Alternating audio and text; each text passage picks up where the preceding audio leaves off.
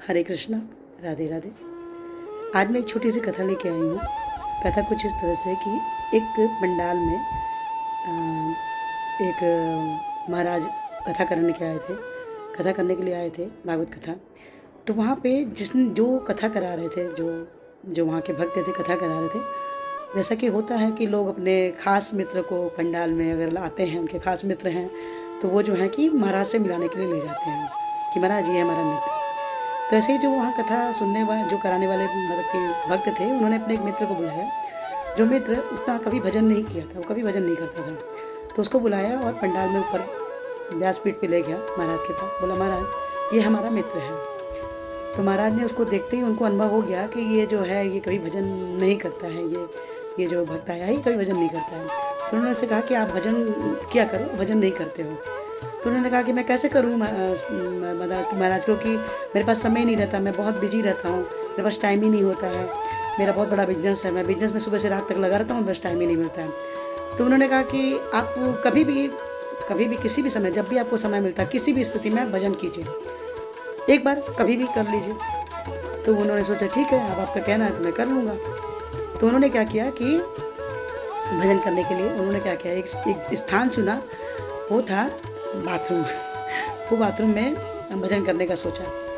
तो वो जब बाथरूम जाते थे तब वो सीताराम सीताराम सीताराम कहिए, जाई विधि राखे राम ताई विधि रहिए, सीताराम सीताराम सीताराम सीताराम, जय सिया राम जय सिया राम जय सिया राम जय जय सिया राम। ऐसा वो भजन करते थे। तो ये भजन करते थे। तो जो आपको पता है कि जहाँ भी सीताराम का नाम आता है, वहाँ हनुमान जी बड़े खुश होकर कीर्तन में पहुँच जाते हैं कि कहाँ कीर्तन हो रहा है, मुझे वहाँ जाना है, वहाँ भजन में मुझे जाना है। तो वो जो है कि भजन कर रहा था और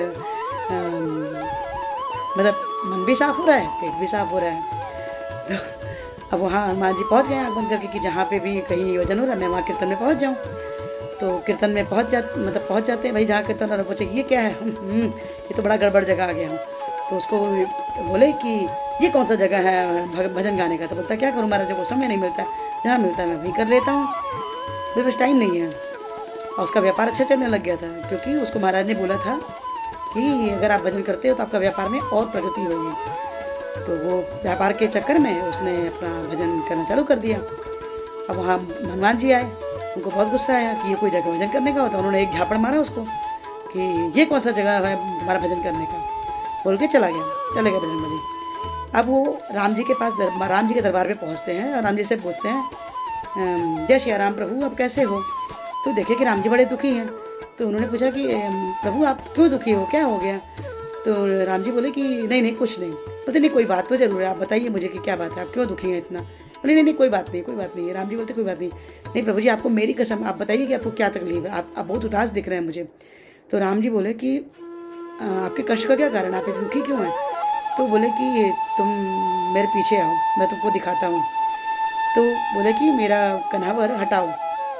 उन्होंने कन्हावर हटा देखा तो वहाँ पे चोट का निशान था, पंजे का निशान। तो उन्होंने कहा कि महाराज ये आपको किसने मारा। तो बोलते हैं किस बानर का हाथ का निशान है। तो बोले कि नहीं छोड़ो रहने दो, नहीं बताता हूँ। नहीं बताइए, मैं सारे बानर को बुलाता हूँ। सब बानर को बोलते हैं मैं, हाँ ठीक है बुला लो। तो सारे बंदर को बुलाए और उस पर हाथ रखवाए। सारे बंदर बेचारे दुखी कि भाई हमने तो राम जी को मारा नहीं, हम तो मार ही नहीं सकते, हम तो आपके रहते हैं तो उनके पास आ ही नहीं सकते हैं, मारेंगे कैसे। तो फिर उन्होंने क्या किया कि सबका हाथ का छाप दिया, पर किसी का हाथ का मैच नहीं किया, क्योंकि वो तो उनका हाथ का निशान था ही नहीं, ये तो राम जी की लीला थी। अब उन्होंने क्या किया कि बंदर, तो राम जी बोलते हैं कि हनुमान जी बोलते हैं कि ये तो हाथ किसी का निशान मिला नहीं, अभी किसके हाथ का निशान है। तो प्रभु समझ में नहीं आ रहा है, आखिर आपको चोट मारी किसने। तो वो कुछ नहीं बोले, बोलते नहीं कोई बात नहीं। बोलते हैं कि तुमने सबको तो हाथ के जांच दी, तुम अपने भी हाथ का निशान लगा के देखो कि तुम्हारे हाथ का तो नहीं है। तो उन्होंने कहा प्रभु ये क्या बोल रहे हैं, मैं तो कभी ऐसा नहीं कर सकता हूँ। तो उन्होंने क्या किया कि डरते हाथ को निशान के पास धीरे ले जा रहे थे, और निशान के पास ले जाते वो डर लग रहा था, क्योंकि धीरे हाथ मैच हो रहा था। जैसे उन्होंने हाथ रखा, निशान पूरा फुल मैच हो गया हनुमान जी के हाथ से, पंजा से मैच हो गया। अब वो ये कैसे हो सकता है, मैं तो मैं राम को तो कभी नहीं मार सकता हूँ, मैं कैसे ऐसे। तो उन्होंने पूछा प्रभु ऐसे कैसे, मैं तो मैं से बहुत बड़ा अपराध हो गया, ये अपराध कैसे हो गया। तो उन्होंने कहा कि जो भक्त किसी भी स्थिति में मेरे को याद करता है तो वो हमेशा मेरे हृदय में रहता है, हृदय के पास रहता है, नज़दीक रहता है। वो चाहे जैसे भी स्थिति में भजन करे। अब वो भजन करता था और जो भी कुछ करता था मुझे समर्पित करता था, हर चीज़ मुझे समर्पित कर देता था।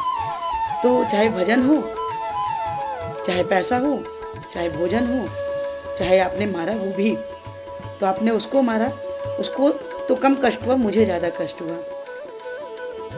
तो हनुमान जी उनसे माफ़ी मांगे, बोले कि क्षमा कीजिएगा प्रभु, मैं उस भक्त को समझ नहीं पाया, तो आप मुझे क्षमा कीजिएगा, मुझसे गलती हो गई, मेरे अपराध को क्षमा कीजिए और मैं आगे से ये ध्यान रखूँगा कि मुझसे दोबारा से गलती न हो।